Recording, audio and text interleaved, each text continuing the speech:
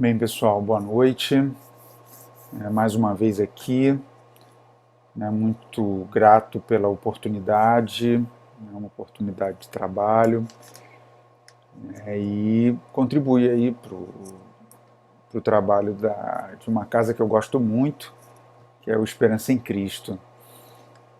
Então, finalizando aí um mês onde o tema foi família, acabou sendo desafiador, que foi abordado o tema nas 3 primeiras quartas-feiras, de maneiras diferentes, e eu procurei, traçar um caminho que pudesse complementar e talvez até aprofundar, as questões que os nossos colegas trouxeram nas palestras anteriores. Então, antes de nós darmos início, eu vou fazer uma prece, e pediria que nesse momento, todos nós pudéssemos elevar o nosso pensamento até o nosso Pai, para agradecer profundamente, pois destinamos um tempo para estar diante do computador, para escutar um pouquinho sobre os ensinamentos do Evangelho, sobre os ensinamentos em que a ciência nos traz hoje, que complementa, que dá sustentação ainda maior a todo esse conteúdo que nós pensamos, e com um desejo profundo de, nesse momento, a partir desse trabalho, ser instrumento da vontade do Pai. Que eu realmente possa falar exatamente aquilo que as pessoas estão precisando ouvir. Então, em nome de Jesus, nosso mestre, nosso modelo e guia, e acima de tudo, em nome de Deus, eu peço para dar por iniciada mais essa palestra de quarta-feira do Grupo Espírita Esperança em Cristo.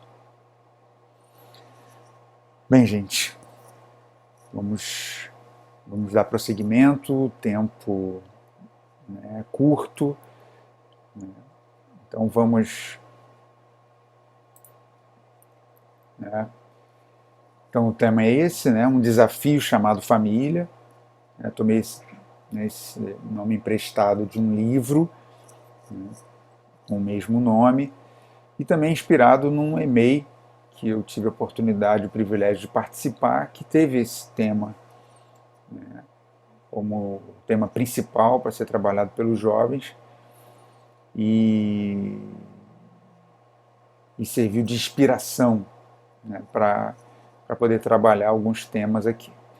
Então eu vi as palestras anteriores e mais ou menos direcionei para que não me tornasse repetitivo e que trouxesse alguma coisa além para enriquecer a reflexão sobre o tema.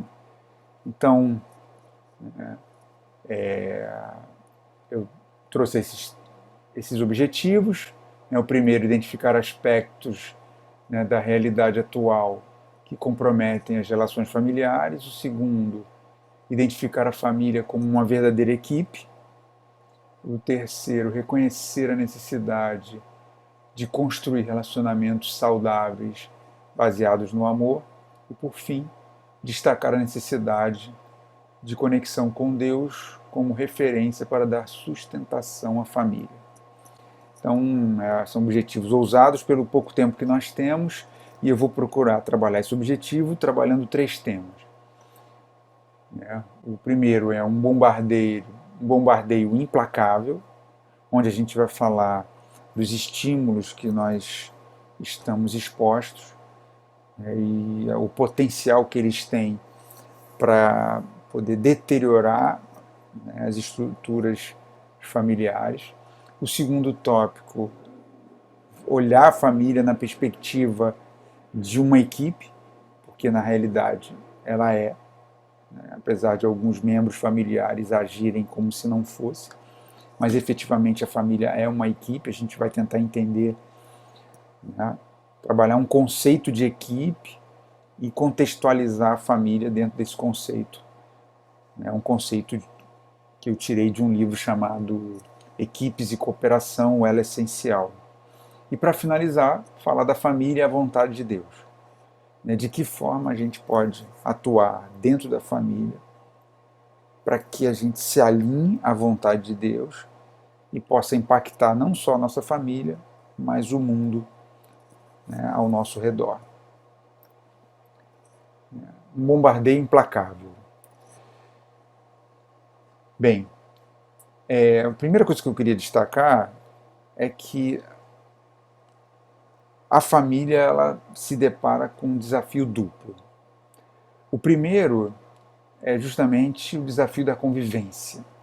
E esse tema ele foi muito bem trabalhado, né, nas últimas três quartas-feiras. E o segundo desafio é conseguir sobreviver à influência externa. Conseguir lidar com a influência externa de maneira que ela, né, a família continue se sustentando apesar dessas influências externas. E a gente vai ver de que influências, daqui a pouco, de que influências eu estou falando. Então, primeira reflexão aqui do Espírito Erasto, lá do Evangelho, do capítulo 20. Né? Não escutai já o ruído da tempestade que há de arrebatar o velho mundo e abismar no nada o conjunto das iniquidades terrenas. Então, em 1863, Erasto, né, já prevê os desafios, né, que estavam por vir. E quando a gente fala de tempestade, né, o uso dessa metáfora, a gente pensa logo, né, ainda mais hoje, essa pandemia, as catástrofes. Né? Mas existem outros fatores que silenciosamente estão muito presentes, interferem absurdamente no nosso psiquismo, na nossa forma como a gente se relaciona com as pessoas e, por tabela, nas estruturas familiares. Então, a primeira coisa que eu queria destacar aqui, né, é que nunca na história da humanidade nós estivemos tão expostos a tanta coisa, a tantos estímulos em tão pouco tempo. Então, essa imagem é muito emblemática, né, porque é como se a gente estivesse diante de diversas telas simultâneas e na palma da nossa mão. A gente tem acesso, pode ter acesso até na palma da nossa mão através de um celular. Então é como se a gente estivesse diante de um bombardeio incessante de informações, estímulos, opções, né, possibilidades. E uma dessas dimensões, são muitas, eu vou trabalhar só algumas, e uma delas é com relação à pornografia na internet. Eu vou trazer alguns dados aqui que vão dar a dimensão do tamanho que isso tem e do quanto isso ocupa o espaço de muitas pessoas. O primeiro dado é esse, né? A pornografia representa 30% do tráfego mundial de dados da internet. De tudo que trafega na internet, praticamente 1/3 está associado a conteúdo pornográfico. E, considerando o site pornográfico mais acessado, esse site ele só perde em acesso para o Facebook, para o YouTube. Então só o Facebook e o YouTube têm mais acessos do que esse site pornográfico mais famoso que existe. Para a gente ter uma noção do tamanho disso.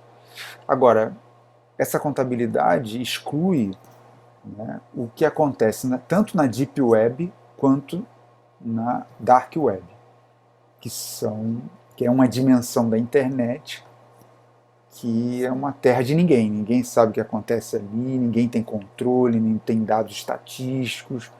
É um trânsito como se fosse um submundo da internet. Então, sem contar isso, a gente tem, né, disponível esses dados aí.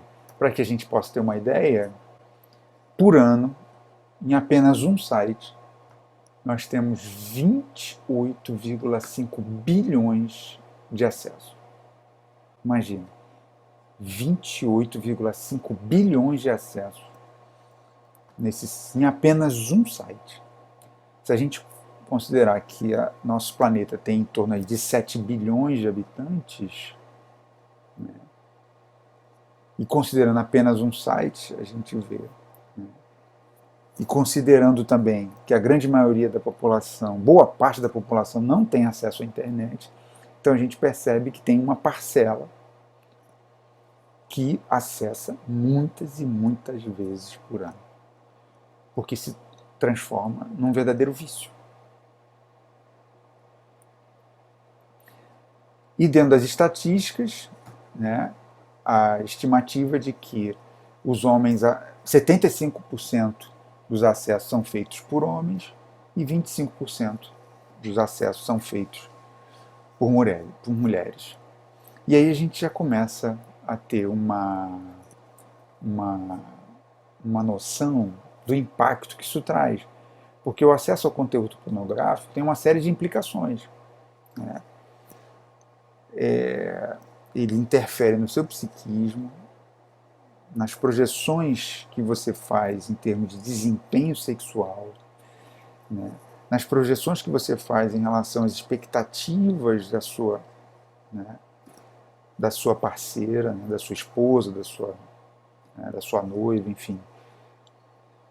Expectativa de performance, expectativa em relação a essa coisa do corpo, né? Isso gera frustração, baixa autoestima, né? Culpa, ressentimento, sensação de traição. Tudo isso que tem potencial para minar os relacionamentos. E para que a gente não fique só no campo da internet, vamos para a televisão, né? Eu gostei muito dessa figura aqui, né? Estou trazendo a Globo aqui como referência, mas poderia ser qualquer outro canal, né, que tivesse uma novela, né, e que, obviamente, passa mensagens tanto de forma explícita quanto de forma implícita para as pessoas. Então, essa ideia de que a gente é manipulado não só pela televisão, pelo conteúdo da televisão, mas principalmente pelo da internet hoje em dia, ela é muito concreta.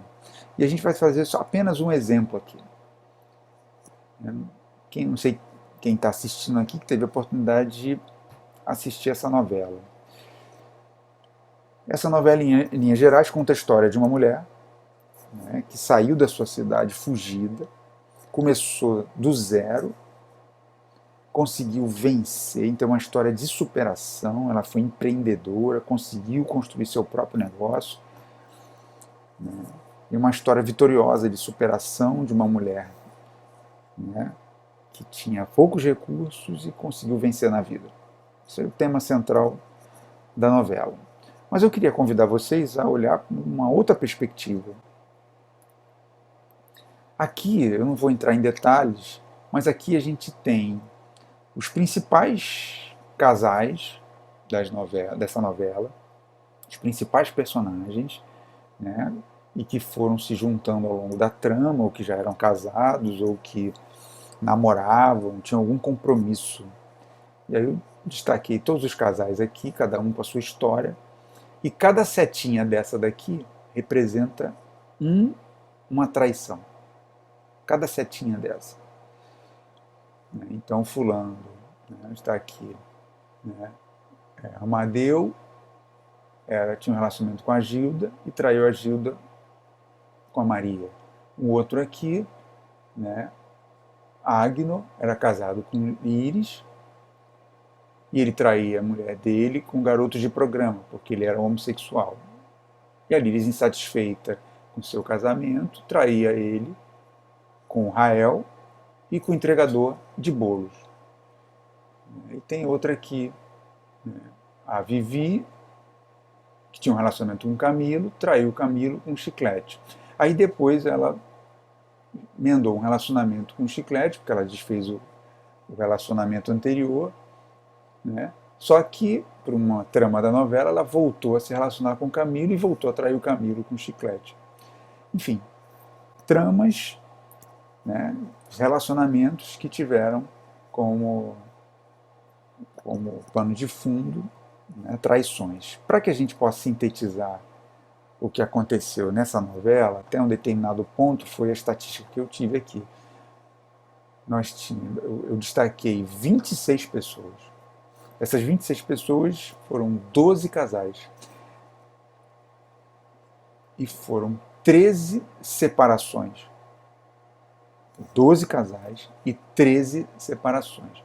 E no meio disso tudo foram mais de 17 situações de traição. Diante desse panorama que eu acabei de trazer, então isso significa que, na verdade, o tema central dessa novela foi a traição.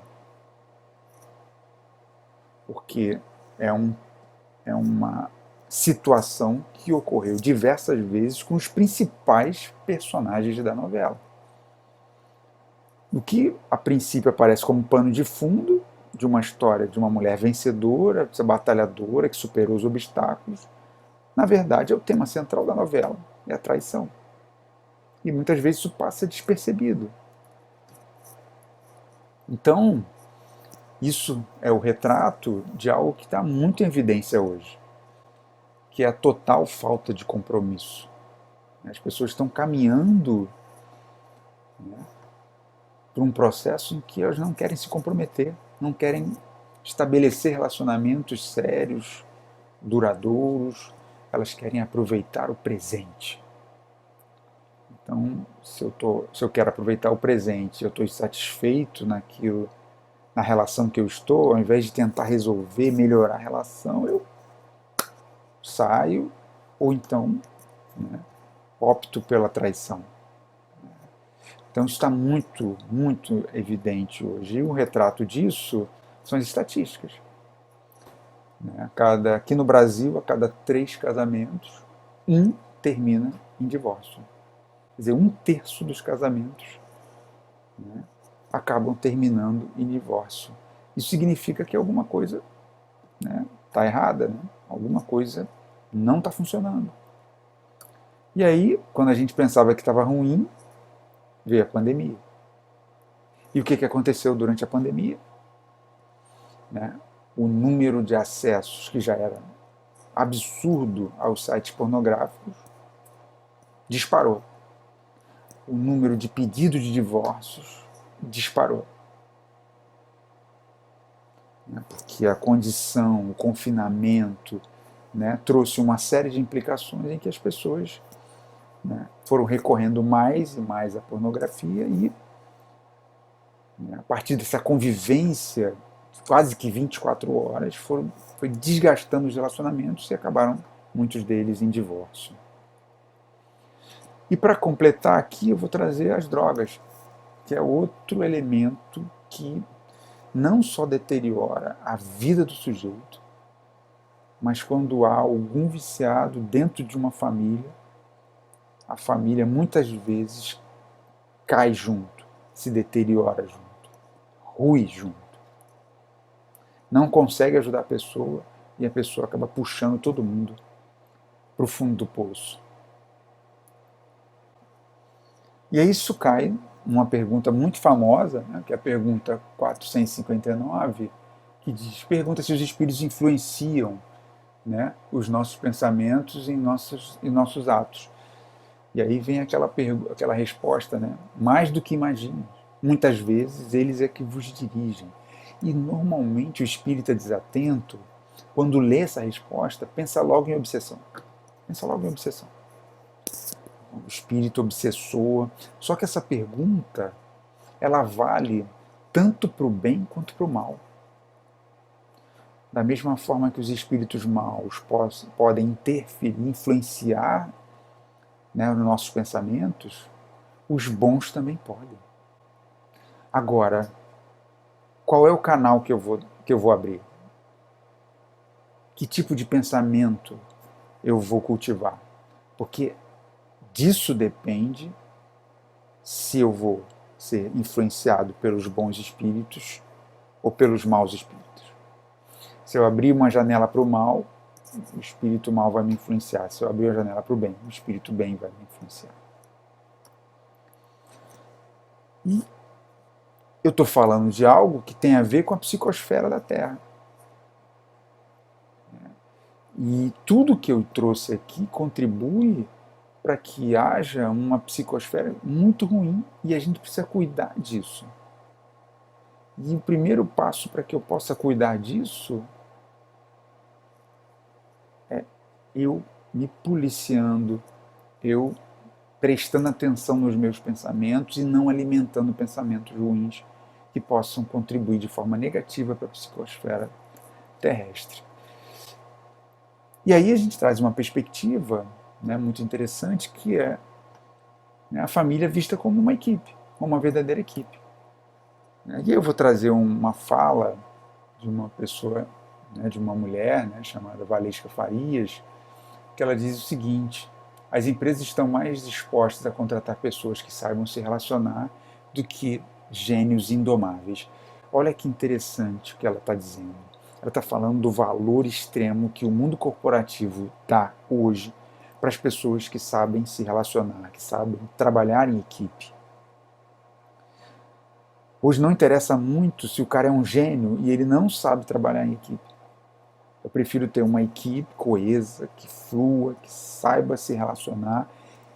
Isso vai me trazer muito mais produtividade do que eu ter alguém extremamente inteligente, com uma capacidade impressionante, mas que só sabe trabalhar sozinho. E aí trago um conceito desse livro que eu falei no início, né? Equipes e Cooperação, o Elo Essencial, do Lanes, que ele define a equipe assim. Ele define a equipe como 7 elementos fundamentais. Né?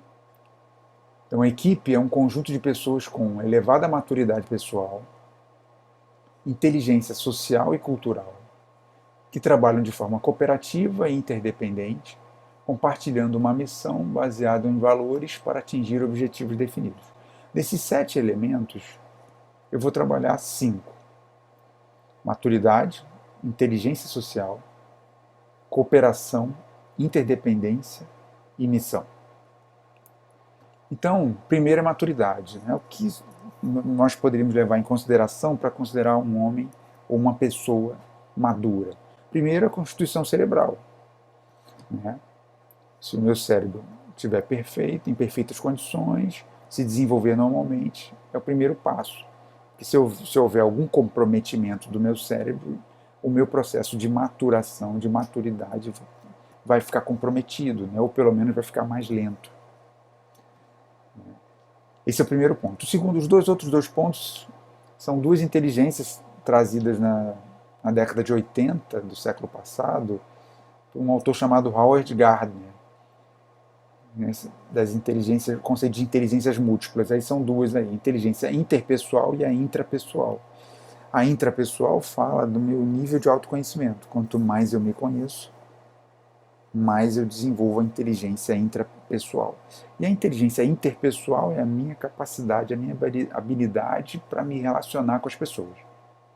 Então, se eu tenho um alto nível de inteligência interpessoal, eu vou estar disponível para ouvir, vou saber ouvir as pessoas, vou ser empático com elas, né? Vou desenvolver relações saudáveis, produtivas, que fluam.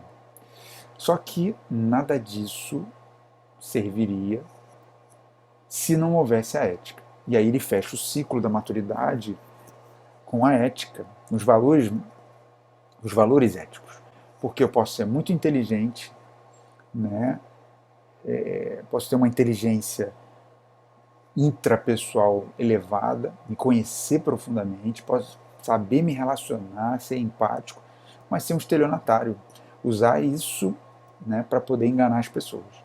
Então, quando eu trago a ética, eu fecho, né, esse ciclo com uma autoridade que olhe, né, com base nos valores éticos e morais.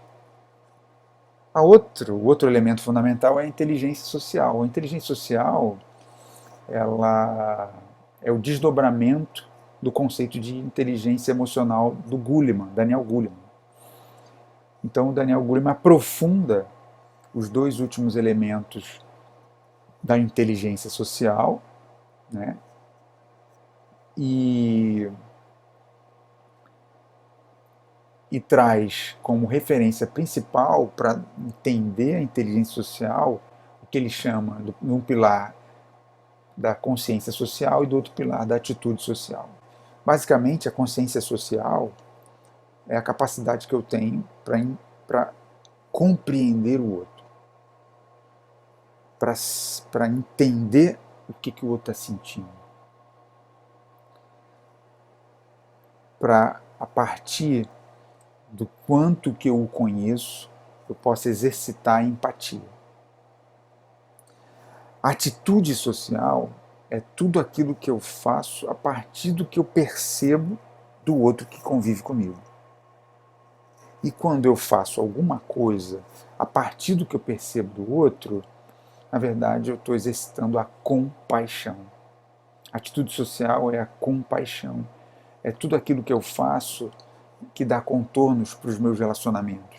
Então, é a minha liderança, é o meu processo de influência, né? É poder sentir o que o outro sente. Não basta só entender o que o outro está sentindo, mas sentir o que o outro está sentindo, mesmo que seja no menor grau.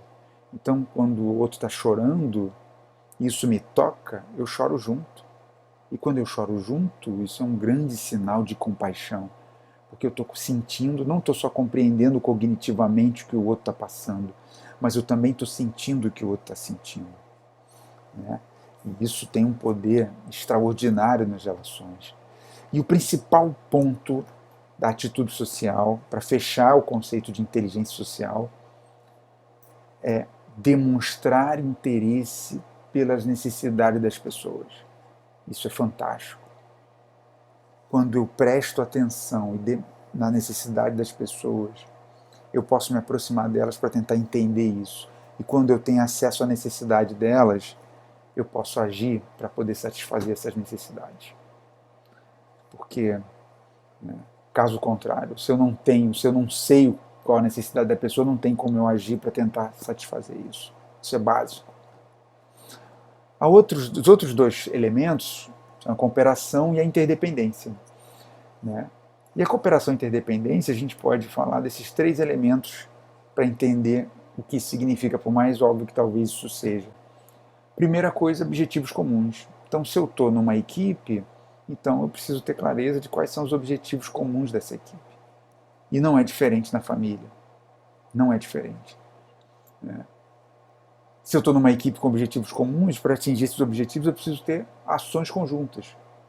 E essas ações conjuntas, muitas vezes, requerem o exercício de diversas funções. Cada um cumprindo o seu papel, a sua função dentro da família, dentro da equipe. Então tem aquele que lava a louça, tem o que joga o lixo fora, né? Tem, né, aquele que faz as compras, enfim.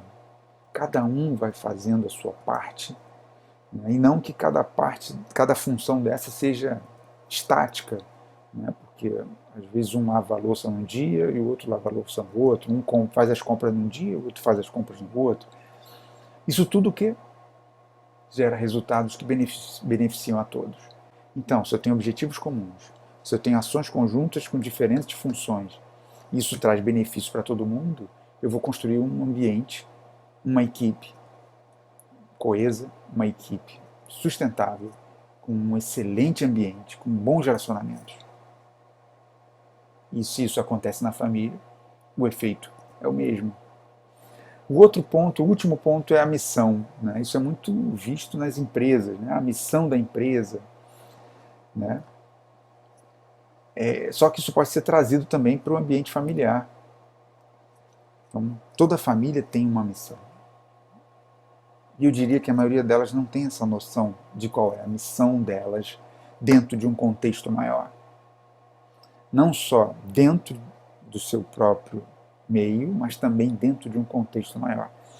Só que, da mesma forma que a gente falou de maturidade, que é o primeiro elemento de uma equipe, e que ela está totalmente associada aos valores éticos, cabe aqui a missão. Então, a conquista, a busca dessa missão não pode ser a qualquer custo, pisando nas pessoas, passando por cima. Eu preciso buscar a missão tomando como referência meus valores. E os meus valores precisam nortear o meu comportamento em busca dessa missão. E quando a gente fala de missão e valores, a gente pode usar uma outra palavrinha que talvez traga um peso maior, que é propósito. Então, a sua família, a nossa família tem um propósito.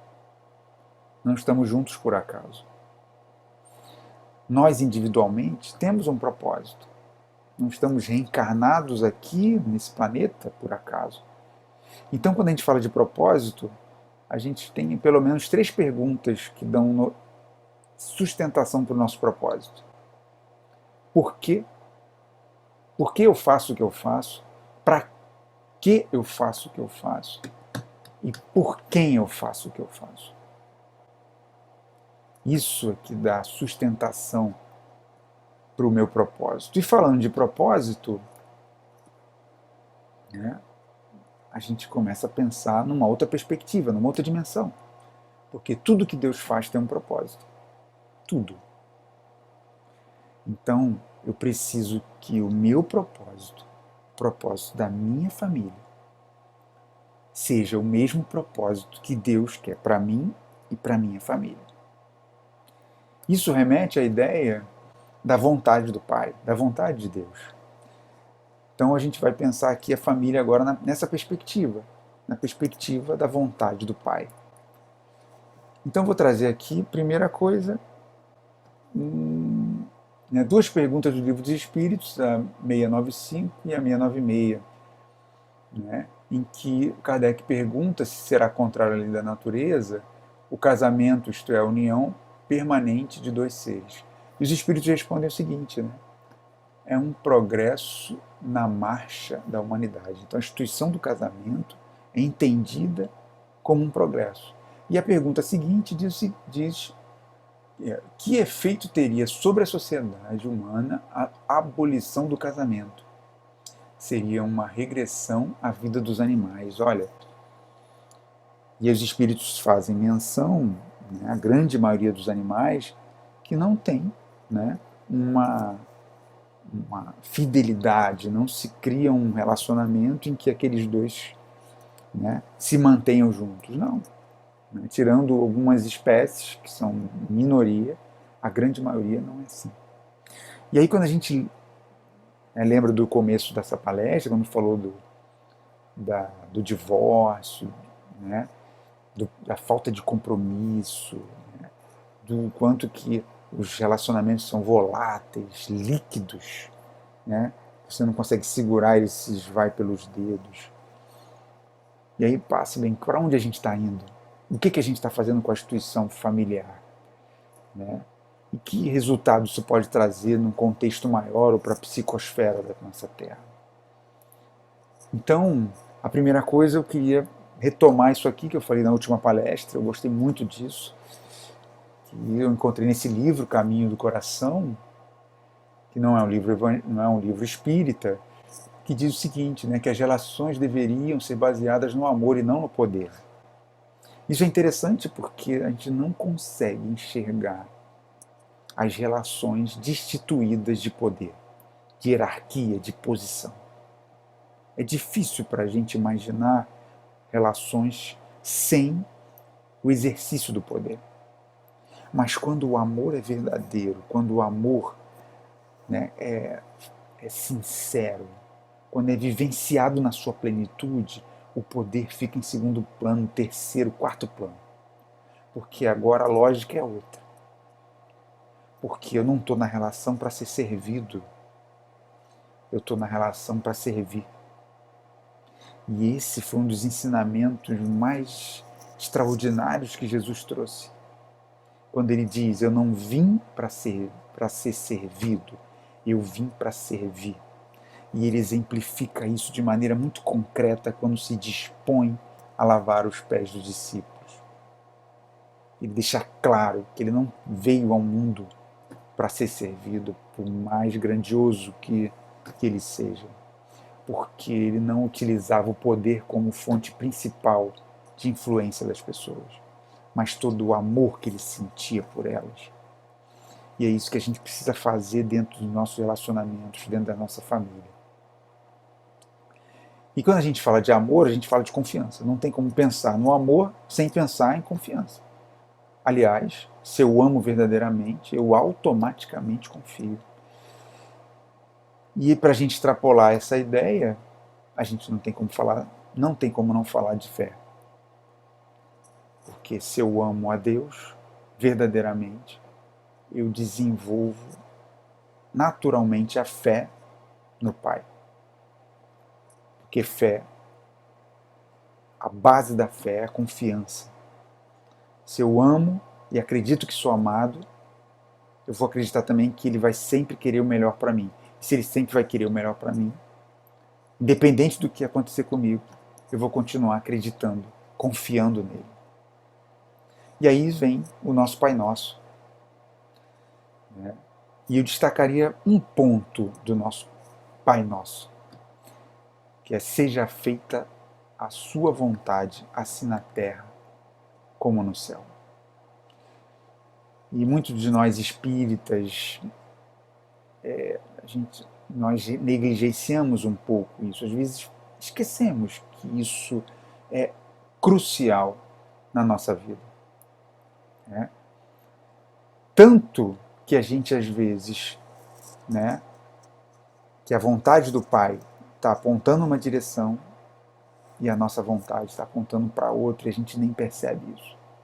A gente é consumido, a gente é tão impregnado, acredita tanto na nossa vontade, que a gente acaba esquecendo de se preocupar para saber se essa nossa vontade está alinhada ou não com a vontade do Pai. Então, essa ideia remete a abnegação e devotamento. Isso está no Evangelho, no capítulo 6, né, pelo Espírito de Verdade, que diz: possam todos os espíritos sofredores compreender essa verdade. Ou seja, a importância da abnegação e do devotamento. Em vez de clamarem contra suas dores, contra os sofrimentos morais que neste mundo vos cabem em partilha. Olha que interessante. Ao invés de reclamar dos meus sofrimentos, de pedir a Deus para que esses sofrimentos passem, eu devo ser abnegado, se devotar, né, ao Pai, buscando o cumprimento da vontade dele. Olha, isso é uma mudança de paradigma e que Jesus traz para a gente de forma muito concreta, muito forte. Mas a pergunta que vem é essa, né? Como saber a vontade de Deus? Como? Como é que eu vou saber? Quais os sinais? E eu vou trazer alguns sinais aqui. O primeiro são as leis de Deus. Né? Então, se eu tenho conhecimento das leis de Deus, então, tudo que eu fizer que esteja alinhado com as leis de Deus, automaticamente será a vontade de Deus. Simples assim. Então, tudo que eu faço que contraria a lei divina não faz parte da vontade de Deus. O outro, qual é o seu talento? Qual o talento que Deus permitiu que você desenvolvesse? Se você teve a permissão de desenvolver um talento, isso significa que Deus quer que você use esse talento não só em seu benefício próprio, mas em benefício da coletividade. E se você está dentro de uma família e você tem um talento, você pode usar esse talento para contribuir para o processo familiar. Você pode usar esse talento para contribuir para a comunidade.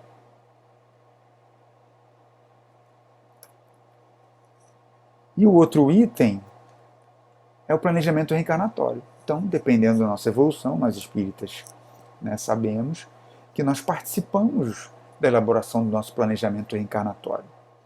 Com a espiritualidade, com aqueles espíritos responsáveis por isso, e nesse momento definimos o que precisamos fazer aqui nessa encarnação para resgatar os erros e continuar esse processo contínuo de melhoria em busca da perfeição.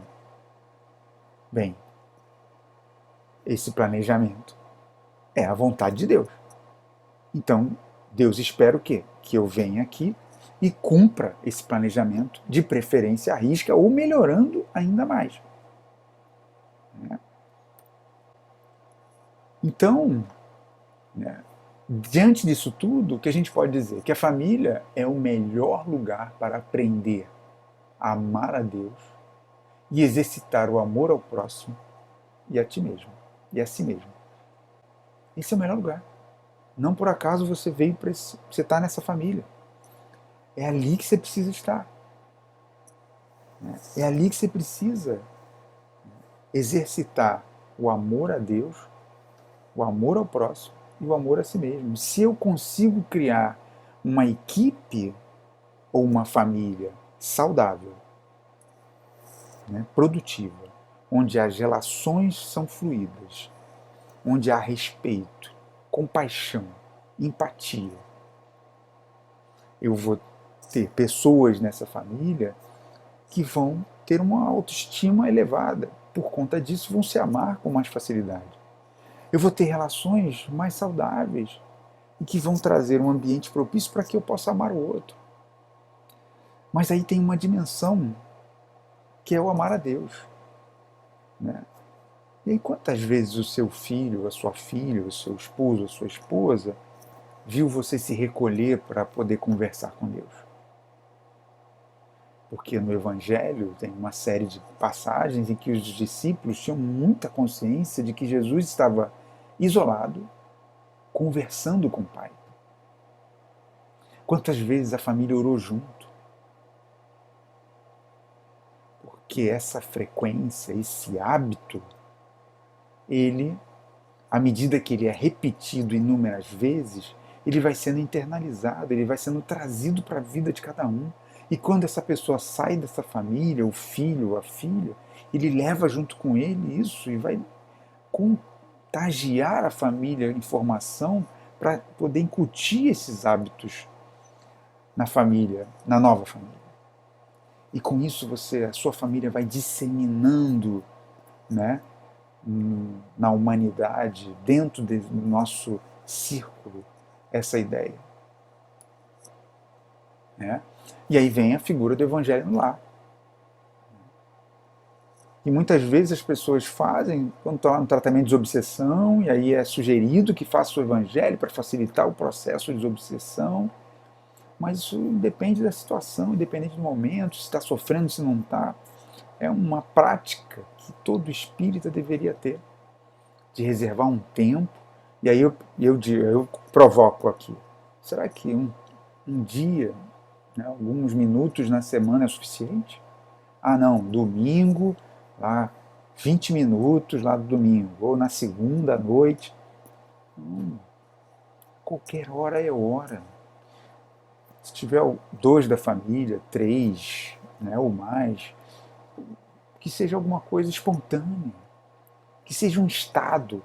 E eu gostei muito dessa figura porque quando isso acontece, quando é algo contínuo, frequente, já entra no hábito das pessoas, o seu lar vira uma luz que contagia as outras pessoas, as outras famílias ao seu redor, que traz uma energia que a espiritualidade superior pode utilizar para melhorar a psicosfera da Terra.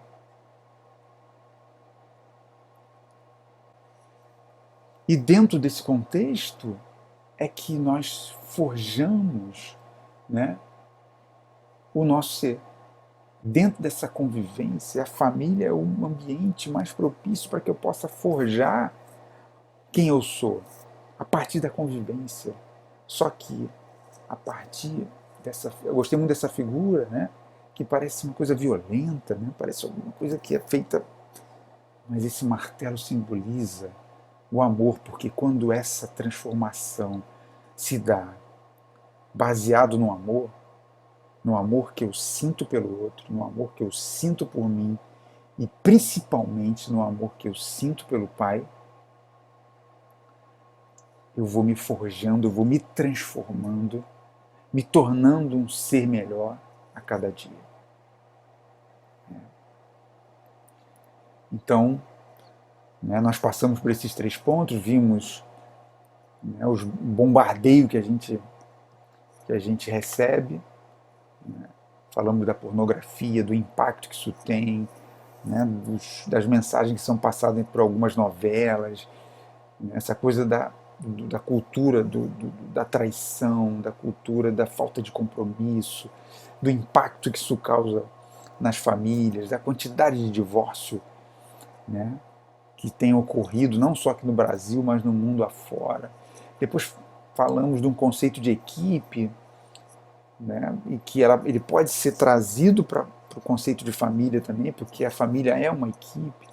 Então, para que uma família seja saudável, ela precisa ter maturidade dos seus membros, né, ela precisa ter cooperação, interdependência, ela precisa desenvolver inteligência social, onde eu tenho empatia e compaixão. E por último, a missão, um propósito. Eu preciso ter uma clareza do propósito e que esse propósito esteja alinhado com a vontade do Pai, né? Então, se tudo que eu faço estiver alinhado com as leis divinas, se tudo que eu faço, né, estiver alinhado com aquilo que o Pai quer para nós, se eu uso meu talento para poder ajudar as pessoas, para poder trazer benefício para a coletividade, e se eu coloco em prática o planejamento reencarnatório que foi definido antes de eu voltar aqui para a Terra, eu vou estar praticando ou alinhado com a vontade de Deus. E com isso eu acredito que nós tenhamos atingido esses objetivos, né? E eu queria deixar como frase de fecho, né, a ideia de educação moral, né, que tem tudo a ver com aquilo que a gente está falando e que precisa acontecer dentro do seio familiar. Não nos referimos, porém, à educação moral pelos livros, e sim a que consiste na arte de formar caráteres, a que incute hábitos, porquanto a educação é o conjunto de hábitos adquiridos. Está lá nos comentários da pergunta 685. Então, eu acredito que a gente tenha conseguido, né, atingir o nosso objetivo. Mais uma vez eu agradeço a oportunidade e vou fazer uma prece aqui de encerramento para que a gente possa entrar nesse clima e poder se conectar com o nosso Pai para fechar esse trabalho. Então, Pai querido, ao final dessa palestra eu peço humildemente, né, que tenhamos atingido o nosso objetivo, para que as pessoas tenham se sentido minimamente tocadas, que as reflexões trazidas por essas breves palavras possam impactar essas vidas e que elas possam colocar em prática dentro de sua família, que elas possam se aproximar, todos nós possamos nos aproximar cada vez mais de Ti, na vivência plena do amor ao próximo, do amor a nós mesmos e principalmente do amor a Ti, Senhor Deus, nosso Pai. Então, em nome de Jesus, nosso Mestre, acima de tudo, em nome de Deus, nosso Pai, eu peço para dar por encerrado mais essa palestra, nossa quarta-feira, né, do Grupo Espírita Esperança em Cristo. Que assim seja, graças a Deus.